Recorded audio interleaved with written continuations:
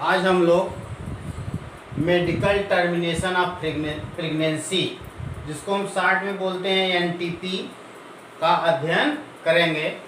ये होता क्या है आपका एमटीपी? एमटीपी जो होता है आपका प्रेगनेंसी के पूर्ण होने से पहले, जैसे आपका जानते हैं प्रेगनेंसी जो होती है आपका इम्प्लांटेशन से, एम्ब्रियो के इम्प्लांटेशन से लेकर आपका पूरी तरह से फीटस के डेवलपमेंट के पूरे पीरियड को जेस्टेशन पीरियड बोलते हैं। और ये 9 मंथ का होता है। कितना होता है? 9 मंथ का होता है।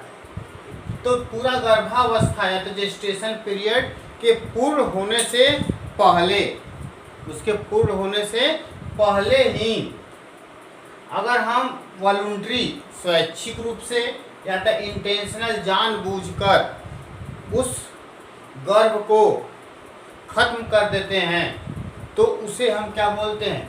एमटीपी। इसको लिख रहा है ना, प्रेगनेंसी के पूर्ण होने से पहले जानबूझकर या तो स्वैच्छिक रूप से गर्भ के समापन को हम क्या बोलते हैं? एमटीपी कहते हैं। ये जैसे पहले एक कॉमन आपका क्या था समस्या थी, लोग पहले क्या करते थे कि बच्चा नहीं चाहते थे तो उसको एबॉर्ट करा देते थे। कंट्रासेप्टिव पिल्स, जो कंट्रासेप्टिव गर्भ निरोधक विधियाँ थी, उससे भी ज़्यादा इसको यूज़ किया जाता है आपका, क्योंकि इसको ज़्यादा पहले लोग पॉपुलराइज था। लेकिन ये किसी भी तरह से आपका इथिकल हो, नैतिक रूप से हो, सामाजिक रूप से हो, या तो आपका क्या हो कि सामाजिक नैतिक, या तो आपका क्या था सोशली, उससे सामाजिक रूप है, ये किसी भी तरह से इसको सही ठहराया नहीं जा सकता है।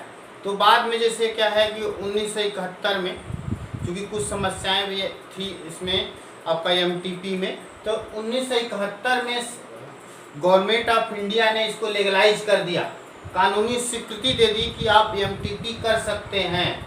लेकिन कुछ कंडीशन लगा दिया उसमें। और कंडीशन क्या थी कि जैसे कब हम एमटीपी कर सकते हैं, किस स्थिति में कर सकते हैं। तो जैसे पहला क्या होता है, जैसे अगर क्या है मदर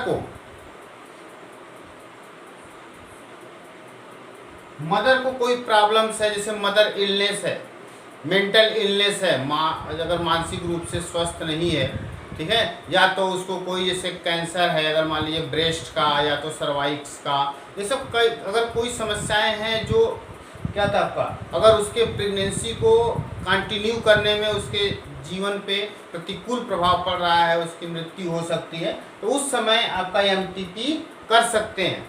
सेकेंड कंडीशन क्या है, जैसे फीटस, बच्चे जो आपका कहता है, जो फीटस है, जो डेवलपिंग फीटस है, अगर उसमें कोई जेनेटिक एबनॉर्मलिटी हो, जैसे अनुवंशिकी कोई बीमारी हो सकता है पैदा होने के बाद हो, जैसे क्या होता है कि मेंटली या तो फिजिकली वो क्या होता है आपका दिक्कत हो, उसमें पैरालाइज हो, उस कंडीशन में भी जैसे क्या होता है आप एमटीपी कर सकते हैं।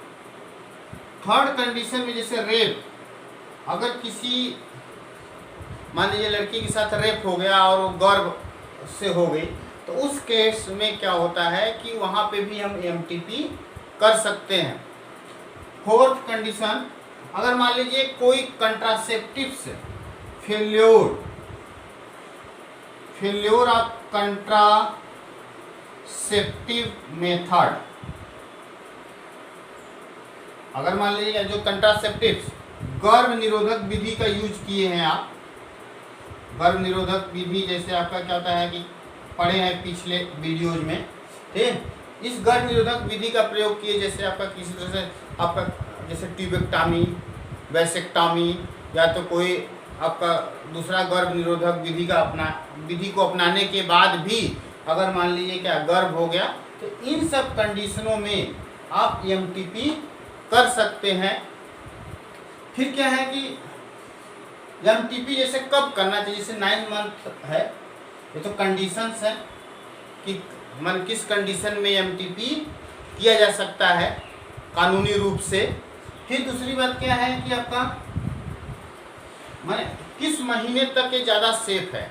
तो एनसीईआरटी में जैसे लिखा हुआ है कि ये थर्ड, यह जो होता है आपका जैसे ट्राइमेस्टर है, फर्स्ट सेकेंड थर्ड, 3 महीने का, ये 9 महीने को 3 भागों में बांटा गया।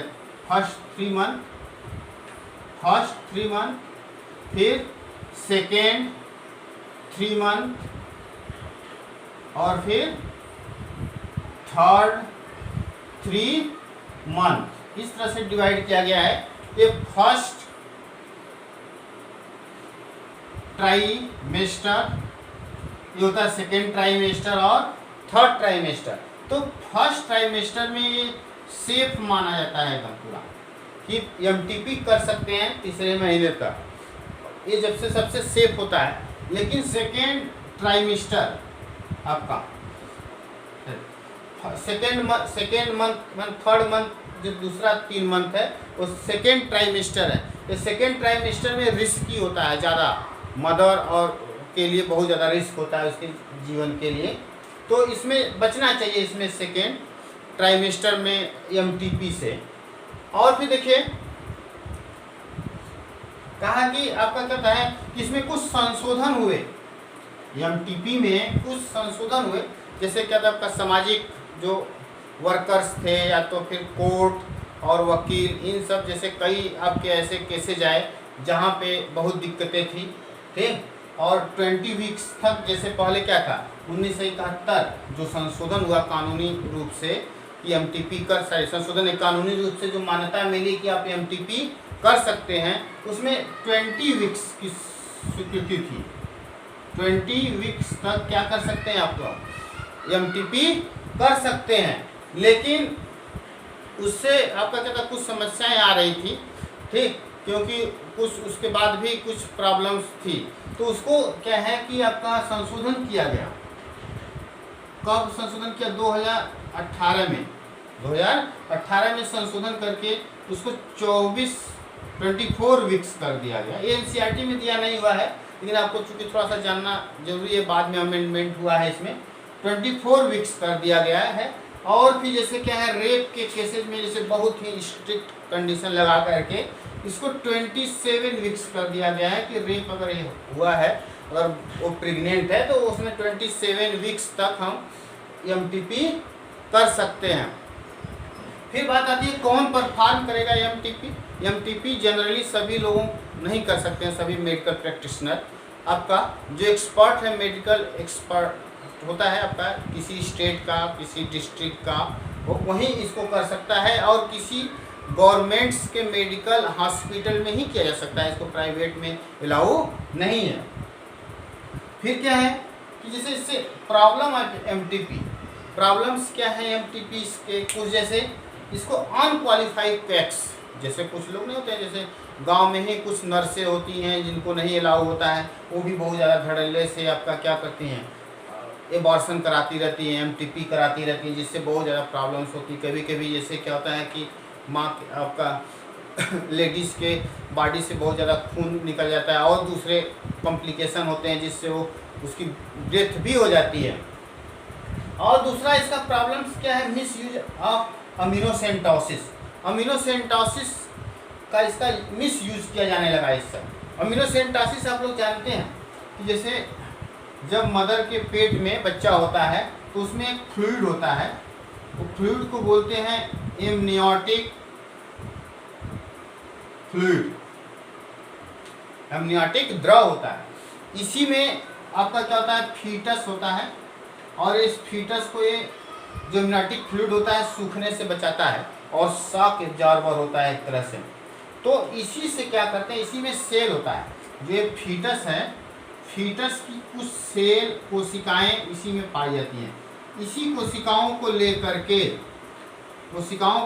के कल्चर करते हैं और माइक्रोस्कोप में जब इसकी स्टडी करते हैं और इसकी क्रोमोसोम की स्टडी करते हैं, तो अगर इसमें कोई भी प्रॉब्लम है, जेनेटिक प्रॉब्लम है, तो उसको हम डिटेक्ट कर लेते हैं। अगर मान लीजिए कोई ये डाउन सिंड्रोम है या कोई जेनेटिक बीमारी है, तो इसको क्या कर देते हैं, आपका किल कर देते हैं या तो वहीं एमटीपी कर देंगे।